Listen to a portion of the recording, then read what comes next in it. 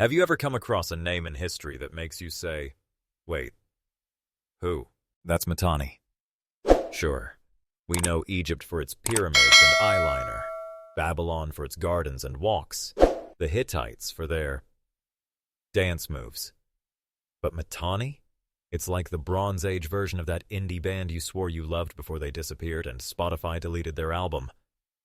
And yet, for about 2 centuries, roughly between 1500 and 1300 BC, Mitanni was a huge phenomenon. We're talking international power, massive chariot armies, royal marriages to Egyptian pharaohs, and horse training manuals that would make even modern horsemen nod in respect. But here's the thing. They disappeared. Completely. So swallowed up by history that archaeologists still debate the location of its capital. So buckle up. Preferably in a light 2-wheeled chariot pulled by the finest horses, and discover the mysterious, dramatic, and sometimes humorous story of Mitanni, the kingdom that flourished, galloped, and then disappeared. Who were these people? To understand Mitanni, you need to imagine a Bronze Age mix. Take the Hurrians, an indigenous people of northern Mesopotamia and Syria. Farmers, artisans, urban dwellers.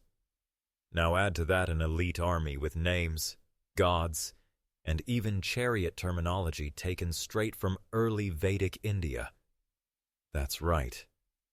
Mitanni's ruling class was of Indo-Aryan origin. How do we know? Because the treaties and training manuals of the time all mention gods like Mitra, Indra, and Varuna, and horse terms like Asva. Yes, that's Sanskrit for horse. Picture this.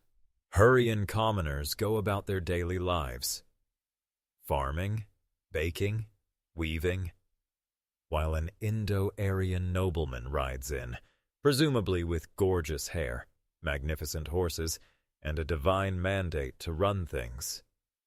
It's like an ancient power couple marriage. The Hurrians bring the population, the traditions, and the local culture. The Indo-Aryans bring strength, archery skills, and a bit of exotic style. And from this mix, the kingdom of Mitanni was born. So, what was life like in Mitanni? If you were a high-class aristocrat, your life revolved around horses. Horses were more than just animals. They were status symbols, weapons, and even spiritual companions. Chariots were the Ferraris of the Bronze Age, and the Mitanni aristocrats were Formula One racers. They even wrote one of the world's first horse training manuals. A man named Kikuli of Mitanni detailed a system for feeding, watering, and exercising horses. Basically, a Bronze Age version of CrossFit for stallions. If you weren't part of the chariot elite, you were probably farming wheat, herding cattle, or doing crafts. Hurrian artisans were famous for their textiles and metalwork, which Mitanni traded with neighboring powers. And speaking of neighbors, Mitanni had some of the most rowdy neighbors you could imagine. Egypt to the south, the Hittites to the west, Babylon to the east, and Assyria stalking like a hungry wolf. Yet Mitanni held firm. Kings like Parshatatar and Sostatar built a kingdom that stretched across northern Syria, with power stretching from the Mediterranean coast to the Zagros Mountains. Their capital, Washukanni, wherever it actually was, became a hub of diplomacy and trade. This is where Mitanni got interesting. They got into the international marriage game. The kings of Mitanni forged alliances with none other than the pharaohs of Egypt. A Mitanni princess married Pharaoh Amenhotep III, and letters in the famous Amarna archives show the two courts exchanging gifts like close friends.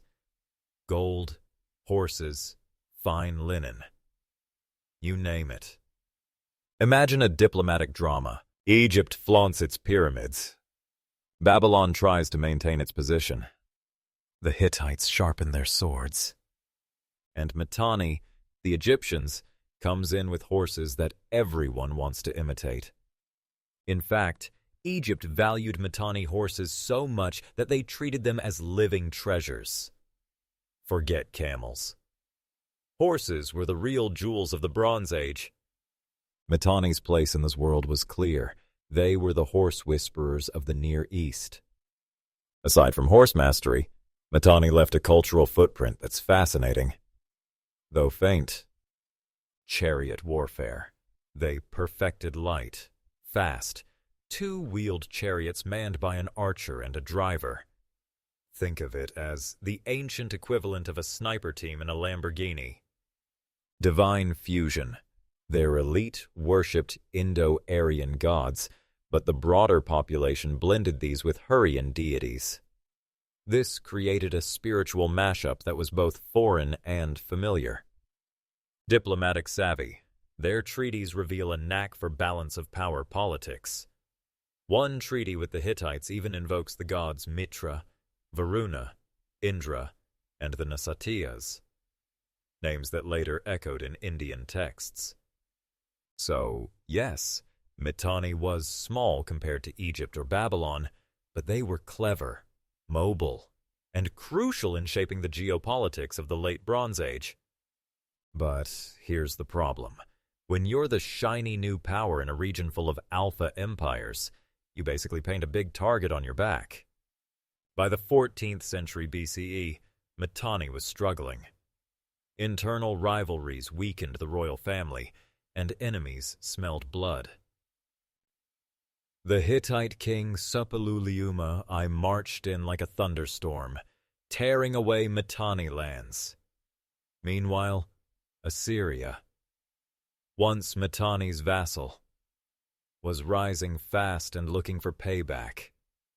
Even Egypt, their old ally, wasn't much help anymore. Pharaohs had bigger concerns at home, like heretical religious reforms and massive building projects. Caught between hammer, Hittites, and anvil, Assyrians, Mitanni slowly collapsed. By around 1300 BCE, their independence was gone, swallowed into the Assyrian machine. So why did Mitanni vanish so thoroughly? Geopolitical bad luck. They were stuck between superpowers who eventually outmuscled them. No monumental legacy. Unlike Egypt's pyramids or Babylon's ziggurats, Mitanni didn't leave massive stone monuments. Their capital Washukanni hasn't even been found. Cultural absorption. The Hurrian culture lived on, influencing the Hittites and Assyrians. The Indo-Aryan elite, meanwhile, left behind just enough linguistic breadcrumbs for us to puzzle over. In short, Mitanni didn't vanish. It dissolved.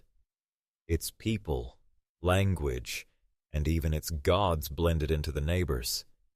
They became invisible by becoming everywhere. Mitanni may not have pyramids, epic poems, or giant ruins to shout their name across the centuries, but their fingerprints are there, in treaties, in Egyptian letters, in horse training manuals, and in the faint echo of Indo-Aryan words that connect Syria with India. They remind us that history isn't just written by the biggest empires. Sometimes it's shaped by kingdoms that burn bright for a short time, leave whispers instead of monuments, and then fade like hoofprints in the dust. So next time someone brings up ancient Egypt or Babylon at a dinner party, casually drop, well, actually, have you heard of Mitanni? The horse lords who trained pharaohs and fought Hittites before vanishing without a trace? Trust me, you'll sound like the Indiana Jones of cocktail conversations.